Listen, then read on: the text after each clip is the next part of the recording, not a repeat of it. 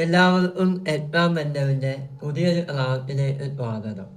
എന്നാൽ ഈ ചോദ്യം ഒന്ന് നോക്കിയേ. 15 പേരുടെ ശരാശരി ഭാരം 50 കിലോ. ഓക്കെ.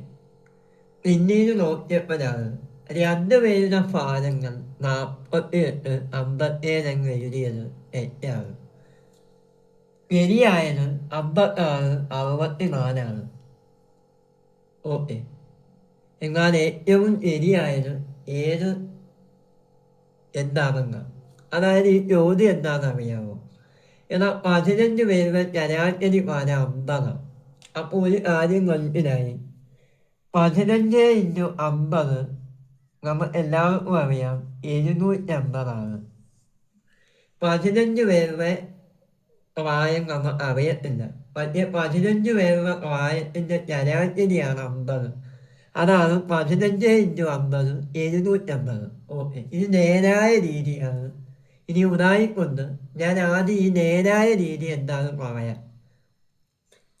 നേരായ രീതി ചെയ്യുമ്പോൾ നിങ്ങൾക്ക് ഡൗട്ട് വരത്തില്ല. ഇനി നോക്കിയേ, 2 പേരുടെ പ്രായം 48ഉം 57. 48 കൊണ്ട് ഒരാളെ പ്രായം 48, ഒരാളെ പ്രായം 57. അപ്പോൾ ഒരു കാര്യം മനസ്സിലായി. 48ഉം 57 കൂടെ കൂട്ടുമ്പോൾ 105 എന്നാണ് വരുന്നത്, അല്ലേ? 48ഉം 57 കൂടെ കൂട്ടുമ്പോൾ നമ്മൾ എത്ര? 2 പേരുടെ പ്രായമല്ലേ, അപ്പം 105. ഈ 750 നിന്ന് 105 പോയാൽ നമ്മൾ എല്ലാവർക്കും അറിയാം എത്ര? 645 വരുന്നത്.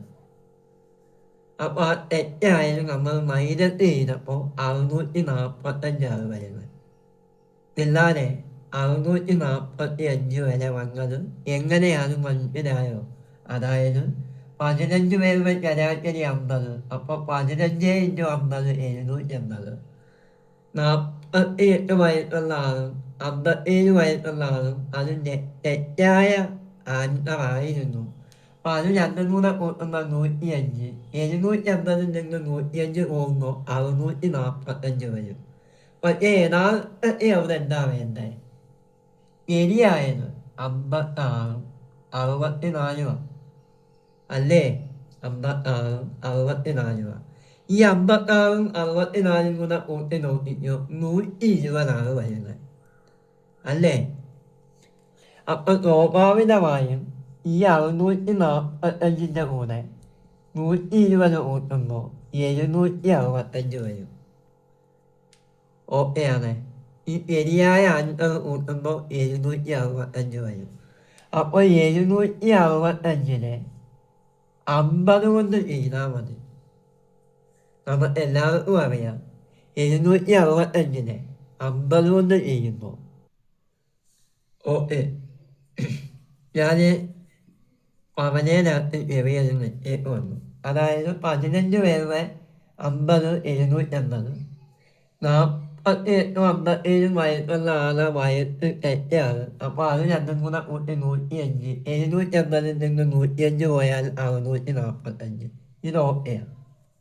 ഇനി 56ഉം 64 യഥാർത്ഥ ആൻസർ, അല്ലേ? അപ്പോൾ അത് രണ്ടും കൂടെ കൂട്ടുമ്പോൾ 120 വരും. ഈ 645-ൻ്റെ കൂടെ 120 കൂട്ടിയാൽ 765. ഇപ്പൊ ഈ 15 പേരുടെ ശരിയായ ശരാശരി തുതാ ബൈ എങ്ങവാ. തുത എത്ര? 765. എത്ര പേരുണ്ട്? 15 പേരെയുള്ളൂ. 765-നെ 15 കൊണ്ട് ഡിവൈഡ് ചെയ്ത് നിങ്ങൾ നോക്കിക്കോ, 51 വരുന്നത്. അതെങ്ങനെ ചെയ്താൽ? 765 പാദം 15. 5 15 75. ഇത്ര 1 5 കാക്കടക്കി 1 15 15. അപ്പം നമുക്ക് പറയാം ഈ ചോദ്യത്തിന് ആൻസർ 51. അപ്പോൾ ഇതുപോലെ ഏത് ചോദ്യം വന്നാലും ഇപ്പോഴേ ഈ 2 പേരുടെ ഭാരമാണ് ഇത്.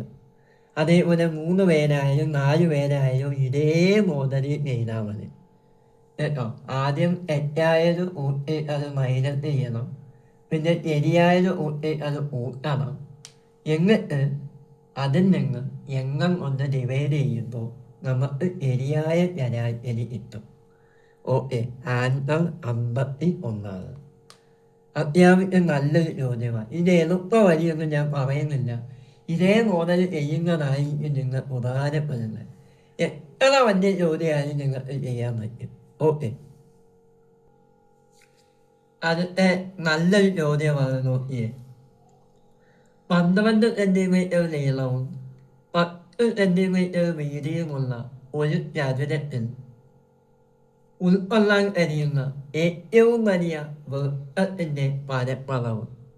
മക്കളെ, പരപ്പളവ് എന്ന് വെച്ചാൽ എന്താ? വിസ്തീർണമാണ് കേട്ടോ. ഓക്കെ, പരപ്പളവ് എന്ന് വെച്ചാൽ എന്താ? വിസ്തീർണമാണ്. ഓക്കെ, ഞാൻ ആദ്യം ഒരു കാര്യം പറയാം. ആദ്യം ഇതെന്തുവായി ചോദ്യം? 12 സെന്റിമീറ്റർ നീളം തന്നെ ഉദാഹരണം പറയുകയാണ്. ഓക്കെ, തന്നെ 12 സെന്റിമീറ്റർ നീളം 12 സെന്റിമീറ്റർ, 10 സെന്റിമീറ്റർ വീതിയുമുള്ള 10 സെന്റിമീറ്റർ വീതിയുമുള്ള ഒരു ചതുരത്തിൽ ഉൾക്കൊള്ളാൻ കഴിയുന്ന ഇതൊരു ചതുരമാണ്. അപ്പോൾ ആ ചതുരത്തിൽ ഉൾക്കൊള്ളാൻ കഴിയുന്ന ഏറ്റവും വലിയ വൃത്തത്തിന്റെ പരപ്പളവ് എത്രയാണ്? മക്കളെ, ഞാൻ ഒരു കാര്യം പറയട്ടെ. നിങ്ങൾ ഇതൊന്ന് നോക്കിയേ. ഈ ചതുരത്തിൽ ഉൾക്കൊള്ളാൻ കഴിയുന്ന ഏറ്റവും വലിയ വൃത്തം എന്ന് പറയുന്നത് ഇതല്ലേ? ഇതല്ലയോ ഏറ്റവും വലിയ വൃത്തം?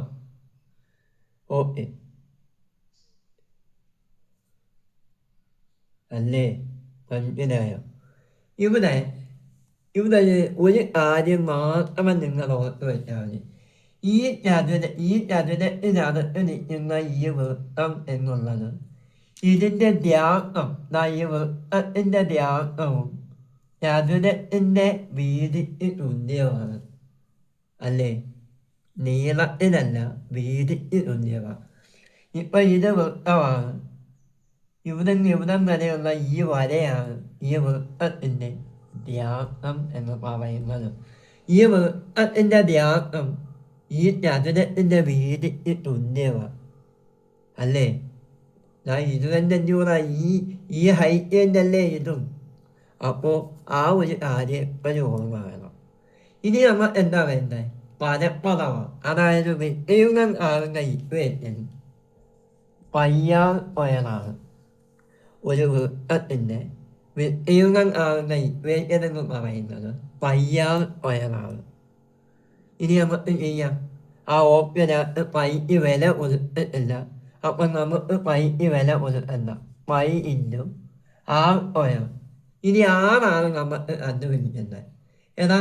ഒരു വൃത്തത്തിൻ്റെ വ്യാസം 10. ഓക്കെ, ഇത് 10 നമ്മൾ അറിയാമല്ലോ. ഈ വൃത്തത്തിൻ്റെ വ്യാസവും ഈ ചതുരത്തിൻ്റെ വീതിക്ക് തുല്യമാണ്. ഈ ഫോട്ടോ നോക്കുമ്പോൾ തന്നെ അറിയാം. ഏതാ? വ്യാസം 10 വ്യാസത്തിൻ്റെ പകുതിയല്ലേ ആരം. അപ്പം എത്ര? 5. ഒരു കാര്യം എപ്പോഴും ഞാൻ പറയാം. വ്യാസം എന്ന് വെച്ചാൽ ആരത്തിൻ്റെ ഇരട്ടിയാണ്. അപ്പം ആരം എന്ന് പറയുന്നത് വ്യാസത്തിൻ്റെ പകുതിയാണ്. പരിപാടി കഴിഞ്ഞു. 5 25 സെന്റിമീറ്റർ സ്ക്വയർ, അല്ലെ 25 പൈ സെന്റിമീറ്റർ സ്ക്വയർ എന്നാണ് എഴുതുന്നത്. 25 പൈ സെന്റിമീറ്റർ. പൈന് വില കൊടുത്തിട്ടില്ല. അപ്പോൾ അതുകൊണ്ട് 25 പൈ സെന്റിമീറ്റർ സ്ക്വയറാണ് ഈ ചോദ്യത്തിൻ്റെ ആൻസർ. ഓക്കെ, എളുപ്പമാണ് ഈ ചോദ്യം ചെയ്യാൻ. നമ്മൾ അടുത്ത നോക്കിയാലോ. അപ്പോൾ ഒരു കാര്യം പറയാം. ഉൾക്കൊള്ളാൻ കഴിയുന്ന ഏറ്റവും വലിയ വൃത്തത്തിൻ്റെ പരപ്പളവ് ചോദിച്ചാൽ ഈ ചതുരത്തിൻ്റെ വീതിക്ക് തുല്യമായിരിക്കും ഈ വൃത്തത്തിൻ്റെ വ്യാസം. എന്നോ നമ്മൾ അങ്ങനെ ആ വൃത്തത്തിൻ്റെ വ്യാസം തെറ്റി. വ്യാസത്തിൻ്റെ പകുതിയാണ് ആരം. വ്യാസം 10 ആരം 5. ഓക്കെ, ഒരു വൃത്തത്തിൻ്റെ പരപ്പളവ് ആകുന്ന ഇക്വേഷനാണ് പയ്യാർ സ്ക്വയർ. എൻ്റെ കുഞ്ഞുങ്ങളെ, ഓക്കെ അല്ലേ? അടുത്ത ചോദ്യം നോക്കാം. ഒരു ചോദ്യം നോക്കിയേ. ഒരു സാധനം 20% നഷ്ടത്തിന് വിൽക്കും. ഓക്കെ. 180 രൂപ കൂട്ടി വിറ്റാൽ 10% ലാഭം കിട്ടും. എന്നാൽ വാങ്ങിയ വിലയുണ്ട്. മക്കളെ, ഈ ചോദ്യം നിങ്ങൾ എന്തുവാണ് മനസ്സിലായോ? അതായത് ഒരു സാധനം 20% നഷ്ടത്തിന് വിറ്റപ്പോൾ 180 രൂപ ലാഭം അല്ല നഷ്ടത്തിന് വിറ്റു. പക്ഷേ 180 രൂപ പൈസ കൂട്ടി വിറ്റാൽ അയാൾക്ക് 10% ലാഭം കിട്ടും. എന്നാൽ ആ സാധനത്തിൻ്റെ വാങ്ങിയ വില എത്ര? ഇനി നമുക്ക് 2-3 രീതിയിൽ ചെയ്യാം. അതായത് ഞാനൊരു കാര്യം പറയട്ടെ. ഒരു സാധനം 20% നഷ്ടത്തിന് വിറ്റു. അപ്പം വിറ്റത് 80%. ഞാൻ മൊത്തം 100%, അതിൽ 80% പുള്ളി വിറ്റത്. പക്ഷേ 180 രൂപ കൂട്ടി വിറ്റാൽ 10% ഇയാൾക്ക് ലാഭം കിട്ടും. അതായത് 100%ത്തിൽ നിന്ന് 10% ലാഭമാകുമ്പോൾ 110% കിട്ടും. ഇത് ഇത്രയൊന്നും പറയേണ്ട ആവശ്യമില്ല. പക്ഷേ പലർക്കും ഇത് മനസ്സിലാവാൻ വേണ്ടിയാണ്. എപ്പോഴും ഈ ഒരു നിയമങ്ങളൊക്കെ ഓക്കെയാണ്. എന്നാൽ 20% നഷ്ടമെന്ന് വെച്ചാൽ 80%-ത്തിനാണ് വിറ്റത്. ആ സാധനം 10% ലാഭത്തിന് വിറ്റു എന്ന് പറഞ്ഞാൽ 110% ലാഭത്തിനാണ് വിറ്റുന്നത് അല്ലേ? ഇനി ഒരു കാര്യം ഞാൻ പറയട്ടെ. ഈ 80-ഉം ഈ 110-ഉം ഇതിൻ്റെ ഓമൻ വ്യത്യാസമെന്ന് പറയുന്നത് 30%. നോക്ക്. അതായത് 20% നഷ്ടം, 10% ലാഭം. മൊത്തം ഇതിൻ്റെ വ്യത്യാസം 80-ൻ്റെയും 110-ൻ്റെയും വ്യത്യാസം 30%. അല്ലേ? താണ്ടെ ഇനി ഒരു കാര്യം നല്ലപോലെ ശ്രദ്ധിക്കണം.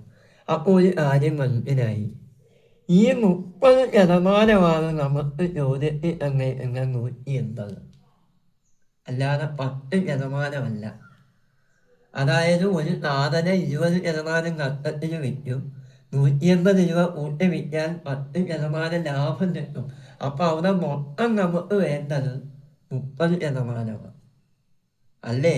എന്ന് വെച്ചാൽ ആദ്യം നഷ്ടമാണ്, പിന്നാണ് ലാഭം. ലാഭത്തിന് പിന്നെയാണ് വിൽക്കുന്നത്. അപ്പം ഇതിൻ്റെ ഓമറായിട്ടുള്ള ഡിഫറൻറ്റ് 30%. എടാ ആലോചിക്ക്. അപ്പം 30% 180 ഇതിൻ്റെ 100% ഒന്ന് കണ്ടു വിറ്റാൽ മതി. പരിപാടി കഴിഞ്ഞു. താണ്ടെ ഇതങ്ങ് കണ്ടു വിറ്റാൽ പോലെ. ഈ 30% 180, ഇതാണ് നമ്മുടെ ചോദ്യം. 2 ഉള്ളത് തുറയ്ക്കണം, 1 ഉള്ളത് ഹരിക്കണം. അപ്പം 100 × 180/30. 30-നെ 180 വെച്ച് വെക്കാം. 6 പ്രാവശ്യം. 100 × 6 നമ്മൾ എല്ലാവർക്കും അറിയാം, 600. അപ്പോൾ ഈ സാധനത്തിൻ്റെ വാങ്ങിയ വില എന്ന് പറയുന്നത് 600 രൂപയാണ്. എത്ര? 600. ഓക്കെയാണ്, എളുപ്പമാണ്. പക്ഷേ ഇതിനകത്ത് ഈ ചോദ്യത്തിൻ്റെ ഈ ഒരാശയം ഇതാണ് നിങ്ങൾ മനസ്സിലാക്കേണ്ടത്. എന്നാലേ നിങ്ങൾ ഈ ചോദ്യത്തിന് ആൻസർ കിട്ടും. അല്ലാതെ 10% 180 എഴുതി വെക്കരുത്. ആൻസർ തെറ്റാണ്. ആൻസർ 600. ഓക്കെ. അതെ, PSC പരീക്ഷയിൽ ഇപ്പം സ്ഥിരമായി ചോദിക്കുന്ന ഒരു പാറ്റേണാണ് ഇത്. ഒരു ജോലി 20 ദിവസം കൊണ്ടും അതേ ജോലി 12 ദിവസം കൊണ്ടും ചെയ്യും. 5 ദിവസം ചെയ്ത ശേഷം നിർത്തിപ്പോയി. അതായത് ഒന്നാമത്തെ ആളങ്ങ് പോയി. വല്ല തലവേദനയോ വല്ല ജലദോഷമോ വല്ലതും ആയിരിക്കും. അപ്പം ആവുമ്പോഴേക്കും പോയതാണ്. അപ്പം ആരെന്ത് ഒറ്റയ്ക്ക് ആ ജോലി എത്ര ദിവസം കൊണ്ട് ചെയ്യും? മക്കളെ, നല്ലപോലെ ശ്രദ്ധിക്കണേ. ഇവിടെ ഉണ്ട്, ഉണ്ട് അല്ലേ? ചോദ്യത്തിനകത്ത് 20-ഉം എത്ര? 12-ഉമാണ്. ഒരു കാര്യം ഞാൻ പറയാം. 20-ൻ്റെയും 12-ൻ്റെയും LCM LPM എന്ന് പറയുന്നത് 60. ഓക്കെ, ഇതിൻ്റെ LPM 60. 20ൻ്റെയും 12ൻ്റെയും LPM അത് കൂട്ടിയാൽ മതി 60. അപ്പോൾ ഇനി പറയുന്ന കാര്യം നല്ലപോലെ ശ്രദ്ധിക്കണം. ഇതുപോലുള്ള ചോദ്യത്തിൽ ഇവിടെ LPM എത്രയാണോ അതാണ് ഇവിടുത്തെ മൊത്തം ജോലി കേട്ടോ. മൊത്തം ജോലിയാണ് ഈ 60. ഇനി ഞാൻ 20 60 അല്ലെങ്കിൽ 60 20 കൊണ്ട് ചെയ്യുമ്പോൾ 20 ഇൻറ്റു 3 60, 12 ഇൻറ്റു 5 60. ഇനി നമുക്ക് ഈ ആദ്യം കിടക്കുന്ന 20 12 വേണ്ട. ഇതെന്താ? ഒരു ദിവസം കൊണ്ട് ചെയ്യുന്ന ജോലിയുടെ എഫിഷ്യൻസിയും ഒരു ദിവസം ചെയ്യുന്ന ജോലിയുടെ എഫിഷ്യൻസിയുമാണ് കാര്യക്ഷമത എന്ന് പറയും. അപ്പം ഈ 3ഉം 5ഉം എങ്ങനെയാ വന്നത് എന്ന് നമ്മൾ അറിയാം. ഓക്കെ ആണേ. അപ്പോൾ ഇനി ഒറ്റയ്ക്ക് നമുക്ക് നോക്കാം. ഒറ്റയ്ക്ക് ഓക്കെ അതെ. ഇപ്പൊ ഇവിടെ ഏതക്കാലത്ത് 3ഉം ബീതക്കാലത്ത് 5ഉം വന്നു. ഓക്കെയാണ്. ഇനി നിങ്ങൾ ആ ചോദ്യം ഒന്ന് നോക്കിയേ, ബാക്കി ഒന്ന് വായിച്ച് നോക്കിയേ.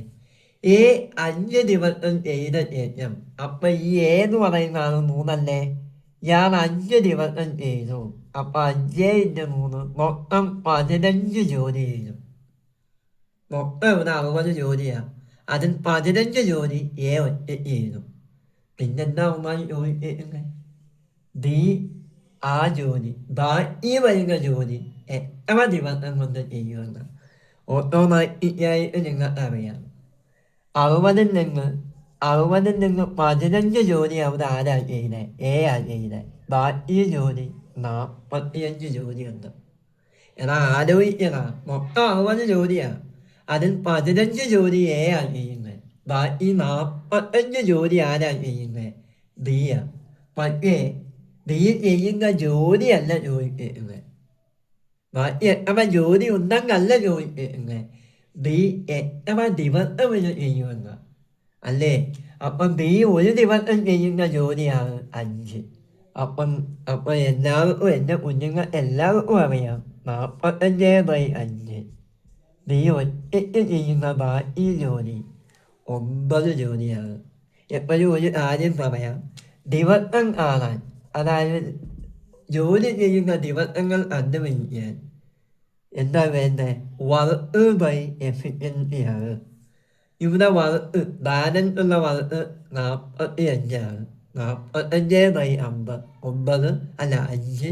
നമുക്ക് പറയാം ആൻസർ 9. ഓക്കെ. അപ്പോൾ എല്ലാവർക്കും തൽക്കാലം ഇവിടെ വെച്ച് സ്റ്റോപ്പ് ചെയ്യാം.